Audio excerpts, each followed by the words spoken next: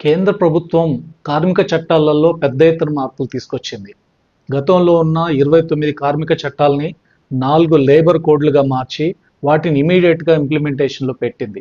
ఇటీవల అన్ని పత్రికల్లో ప్రధానమంత్రి మోడీ గారి ఫోటోతో సహా కార్మికుల భవిష్యత్తు ఉజ్వలంగా ఉండబోతుందని, అనేక కొత్తగా హక్కులు కల్పిస్తున్నామని, మహిళలకు కూడా అనేక రకాల సౌకర్యాలు కల్పిస్తున్నామని చెప్పి ప్రకటనలు ఇచ్చారు. ఇవి మోడీ గ్యారెంటీలు అని చెప్పి ప్రకటించింది. ఆత్మ నిర్భర్ భారత్లో భాగంగా కార్మికుల కొత్త హక్కులు కల్పిస్తున్నామని చెప్పింది. కానీ కార్మిక సంఘాలన్నీ ముక్త కంఠంతో ఈ కార్మిక చట్టాల స్థానంలో లేబర్ కోడ్లు తీసుకురావడం అనేది కార్మికులకు సంఖ్యలు వేయడమే, ఇది కార్మిక వర్గంపై దాడే, ఉన్న హక్కులన్నిటి రద్దు చేసే పద్ధతి, కార్మికులకు ఉన్న హక్కులన్నీ ధ్వంసం చేస్తుంది. అందుకనే దీన్ని వెంటనే రద్దు చేయాలని కార్మిక సంఘాలను డిమాండ్ చేశాయి. వాస్తవంగా కార్మిక చట్టాలని రద్దు చేయడం, కొత్తగా లేబర్ కోడ్లు తీసుకురావడం అనేది గత 4-5 ఏళ్లుగా పార్లమెంట్లో చట్టాలు చేస్తూ వచ్చింది కేంద్ర ప్రభుత్వం. కానీ ఇప్పటి వరకు వాటిని ఇంప్లిమెంట్ చేయలేదు.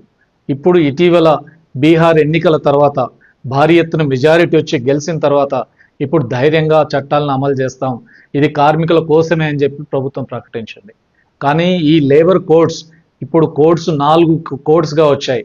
వేతనాల కోడు, పారిశ్రామిక సంబంధాల కోడు, వృత్తిపరమైన భద్రతా కోడు, అదే రకంగా సోషల్ సెక్యూరిటీ కోడ్ అని 4 కోడ్లుగా తీసుకొచ్చారు. గతంలో 29 చట్టాలు ఉండేది. కనీస వేతనాల చట్టం, పారిశ్రామిక వివాదాల చట్టం, ఈఎస్ఐ, పిఎఫ్, అట్లా కాంట్రాక్ట్ లేబర్ యాక్ట్, ఇట్లాంటి ఒక 29 రకాల చట్టాలు ఉండేది. వాటన్నిటిని ఈ 4 కిందకి మార్చేశారు. ఈ 4 చాలా బెనిఫిట్ ఉన్నాయని ప్రభుత్వం చెప్తుంది.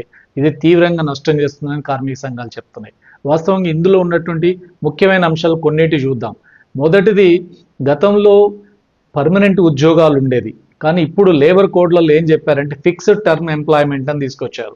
అంటే ఒక టర్మ్, ఫిక్స్డ్ టర్మ్, ఒక ఉద్యోగిని ఉద్యోగంలో తీసుకుంటే అతను ఒక 1 ఏడాదో 2 ఏళ్ళు 3 ఏళ్ళు 4 ఏళ్ళు ఒక ఫిక్స్డ్ టర్మ్ మాత్రం అతనికి ఉద్యోగం ఇచ్చే పద్ధతి ప్రభుత్వం ఈ చట్టం, ఈ కోడ్లలో ప్రవేశపెట్టింది. అంటే దీన్ని అమలు జరిగితే ఉద్యోగికి కార్మికుడు జాయిన్ అయిన తర్వాత కొంత పీరియడ్ పనిచేసిన తర్వాత వెళ్ళిపోవాల్సిన పరిస్థితి. గతంలో పర్మనెంట్ ఉద్యోగులు ఉండేవాళ్ళు, ఇప్పుడు పర్మనెంట్ ఉద్యోగుల స్థానంలో ఫిక్స్డ్ టర్మ్ ఎంప్లాయ్మెంట్ పేరుతోటి ఉద్యోగ భద్రత లేని పరిస్థితి వస్తుంది.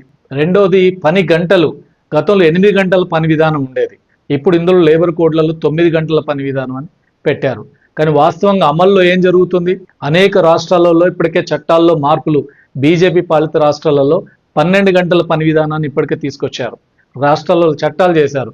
అంటే వేతన ఈ కోడ్లలో వచ్చింది ఏంటంటే పని గంటలు పెంచాలి. ఇప్పటికే ఇన్ఫోసిస్ నారాయణమూర్తి కానీ ఇంకా అనేక మంది కూడా చెప్తున్నారు, వారానికి 72 గంటలు పనిచేయాలి, 90 గంటలు పనిచేయాలి. ఈ రకంగా వాళ్ళు చెప్తున్నారు.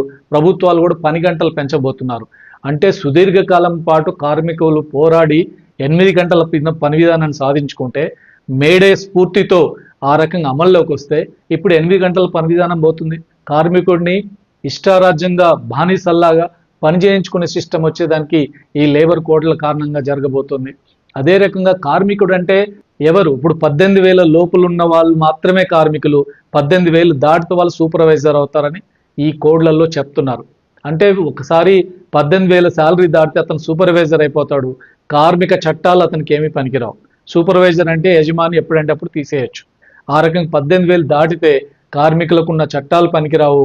ఆ రకంగా యజమాని చేతిలో ఎప్పుడంటే అప్పుడు తీసేసే పరిస్థితి వస్తుంది.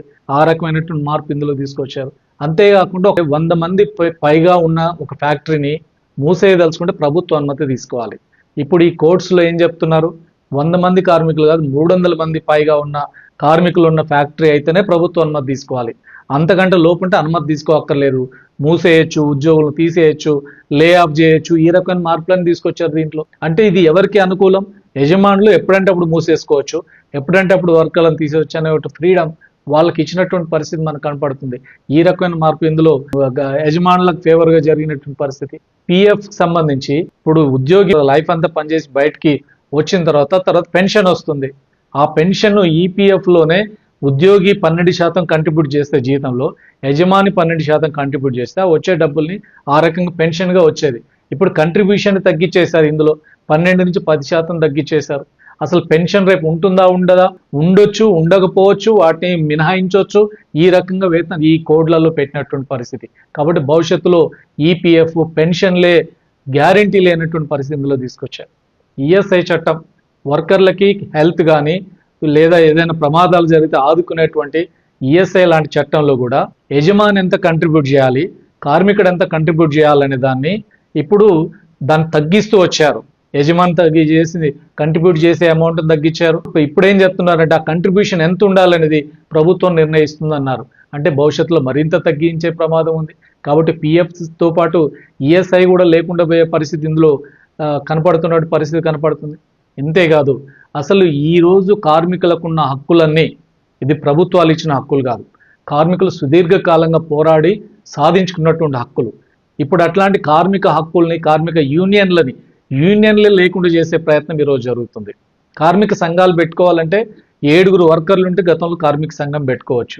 ఇప్పుడు ఆ ఫ్యాక్టరీలో 10% ఉద్యోగులు కానీ లేదంటే 100 మంది కానీ ఉంటేనే యూనియన్ పెట్టుకోవాలి. ఇంతమందిని గ్యాదర్ చేయడం, యూనియన్ పెట్టుకోవడం సాధ్యమయ్యే పని కాదు. అందులో యూనియన్ పెట్టుకుంటున్నారని తెలిస్తే చాలు యజమాని అతన్ని, ఆ వర్కర్లను, ఉద్యోగులను తీసేస్తారు. కాబట్టి ఆ యూనియన్ ఏర్పాటు జరిగే పరిస్థితి ఉండదు.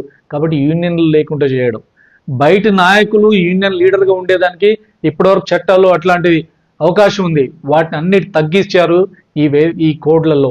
కాబట్టి యూనియన్లను తగ్గించడం, యూనియన్లు లేకుండా చేయడం, ఆ రకంగా కార్మికుల యొక్క సంఘటిత శక్తిని దెబ్బ కొట్టడం అనేది ఇందులో ప్రధానంగా మనకు కనపడుతున్నటువంటి అంశం. అందుకని వీటన్నిటిని ఈ రకంగా తీసుకురావడం ద్వారా సమాన పనికి సమాన వేతనం దొరికే పరిస్థితి లేదు. మహిళలు రాత్రిపూట పనిచేయాలని చెప్తున్నారు, కానీ రక్షణ చర్యలేమి మనకు కనిపించదు. కాంట్రాక్ట్ లేబర్కి ఉండే రైట్స్ కూడా ఇందులో ఒక కాంట్రాక్టర్ దగ్గర ఎంతమంది లేబర్ ఉంటే వాళ్ళు రిజిస్ట్రేషన్ చేసుకోవాలి, వాటి సంఖ్యను పెంచుతూ వచ్చారు. వలస కార్మికుల యొక్క సంఖ్యని పెంచారు, ఇంతకంటే ఎక్కువ ఉంటేనే వాళ్ళు రిజిస్ట్రేషన్ చేసుకోవాలని. అంటే కాంట్రాక్టర్లకు లాభం. ఆ రకంగా కాంట్రాక్టర్లకు, యజమానులకి ఈ రకమైన వాళ్ళకి ఫెసిలిటీ ఇస్తూ కార్మిక సంఘాలని దెబ్బకొట్టడం, కార్మికుల బెనిఫిట్లు దెబ్బకొట్టడం, కార్మికుల సౌకర్యాలు లేకుండా చేయడం, ఈ రకమైన పరిస్థితి ఈరోజు మొత్తం కోర్ట్స్లో తీసుకొచ్చినది. అంటే దేశవ్యాప్తంగా ఈరోజు ప్రభుత్వం లిబరలైజేషన్, ప్రైవేటైజేషన్ పేరుతో తీసుకొస్తున్న పాలసీస్ అన్ని కూడా యజమానులకి ఇబ్బందులు లేకుండా యజమానులకు ఫేవర్గా జరిగే పరిస్థితి. ఇప్పుడు ఈ కోడ్లలో మరొక అంశం కూడా చెప్పారు. లేబర్ ఇన్స్పెక్టర్స్ ఏ ఫ్యాక్టరీకైనా వెళ్ళి కార్మిక చట్టాలు అమలవుతున్న ఇన్స్పెక్ట్ చేసేది ఉండేది. ఇప్పుడు ఇన్స్పెక్షన్ చేసే పరిస్థితి లేదు. లేబర్ ఇన్స్పెక్టర్ ప్లేస్లో లేబర్ ఫెసిలిటేటర్లుగా మార్చారు. కాబట్టి వాళ్ళు అక్కడ వెళ్ళి పరిశీలించే పరిస్థితి లేదు. ఇన్స్పెక్టర్స్ కంపెనీల్లోకి, ఫ్యాక్టరీలోకి వెళ్ళొద్దు. ఆ రకంగా ఎప్పుడైనా మీకు ఉంటే కంప్యూటర్లో, సిస్టంలో మీకు అలాట్ చేసిన ఏదో కంపెనీకి పోయి రావాలి, ఆ లాటరీ సిస్టంలో తప్ప రెగ్యులర్గా విజిట్ చేసేది లేదు.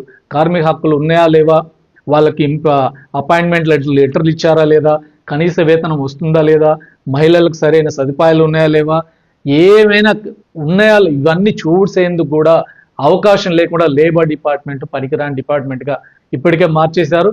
ఇప్పుడు లేబర్ డిపార్ట్మెంట్ ఫెసిలిటేటర్ అంటున్నారు. కార్మిక హక్కులు కాపాడే పరిస్థితి లేదు.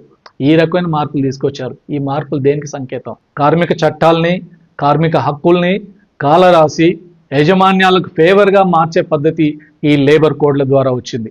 అందుకని కార్మిక చట్టాలు చాలా శతాబ్దాలుగా ప్రపంచవ్యాప్తంగా కార్మికులు పోరాడి సాధించుకున్న యూనియన్లని ఈరోజు లేకుండా చేయడం, యజమానులు స్వేచ్ఛగా హైర్ అండ్ ఫైర్ పద్ధతిలో వర్కర్లను పెట్టుకోవచ్చు, తీసేయచ్చు అనే పద్ధతి ఇప్పుడు తీసుకొచ్చారు. ఈ లేబర్ కోడ్ల ద్వారా అదే చేయబోతున్నారు. కానీ బయటికి చాలా అందమైన పద్ధతుల్లో పేపర్లు, అడ్వర్టైజ్మెంట్లు చూస్తే, మోదీ గారి ఫోటోతో వేసిన అవన్నీ చూస్తే ఏదో గొప్పగా బెనిఫిట్లు వస్తున్నాయన్న పద్ధతిలో చూపిస్తున్నారు. బెనిఫిట్లు కాదు, ఉన్న హక్కుల్ని కాలరాయడం. కాబట్టి ఈ లేబర్ కోడ్లు కార్మికులకు ఉరితాళ్ళ లాంటివి, బానిస సంఖ్యల లాంటివి, వీటి రద్దు చేయాల్సినటువంటి అవసరం ఉంది.